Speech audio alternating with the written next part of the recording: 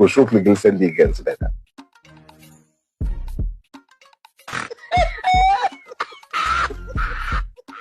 دابا هذا رئيس هذا.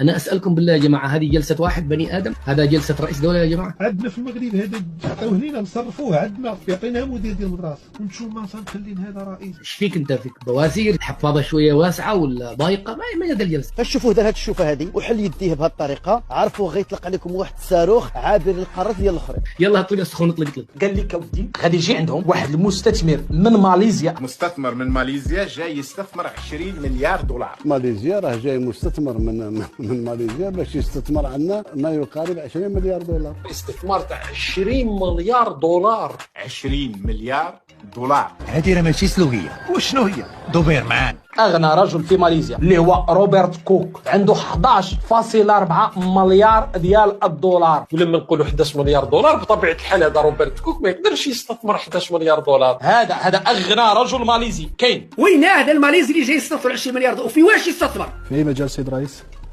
الصناعه.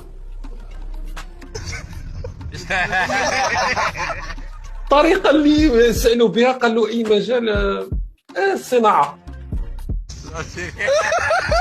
شوفوا الصحافي كان يضحك، الله يجعل مسكين هذا الصحافي تاع النهار اللي دار حوار مع تبون ما يحبسوش. تبون والله العظيم عشتي هذا عشتي. تبونيات هذه لا ما تخلصش. ما قلتي مليون دولار، ما قلتي 20 مليار دولار يا جدك. لانه 20 مليار دولار لازم يكون، مش عارف انا، يكون كيما ايلون ماسك. ايلون ماسك ما يقدرش يجي يستثمر 20 مليار دولار. 20 مليار دولار راهو رجل الاعمال تاع مصر هذاك الصويس ما عندوش. تفتكر ممكن ترجع الجزائر تاني؟ انا ارجع لو ادوني حق، لو ادوني فلوس وسرقوها مني. برضه ليك قد ايه هناك يعني؟ لا خدوا مني 4 مليار دولار يعني، بعد كده خدوا الشركه سرقوها.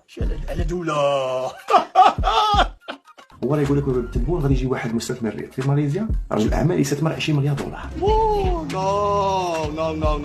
لا ماليزي لا والو، تبون يكذبوا عليك ولا يكذبوا عليك كيما حليب بلدنا تاع قطر. وانا على وشك الاتفاق باش ندير مزرعه تاع 100,000 هكتار باش نبدا لاول مره نحاول ننتج الغبره تاع الحليب عندنا. ما شربنا لا حليب لا زريط لا لبن لا راي ولا.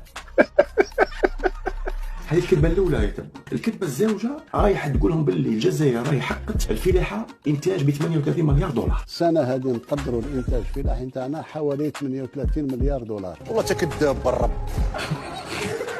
شعبها راه يموت بالجوع، شعبها راه مشتاق حبه بنان، قال لك انا حققت 38 مليار دولار. تحس باللي السيد وكانه عايش في عالم اخر، ما عملوش واش صاير في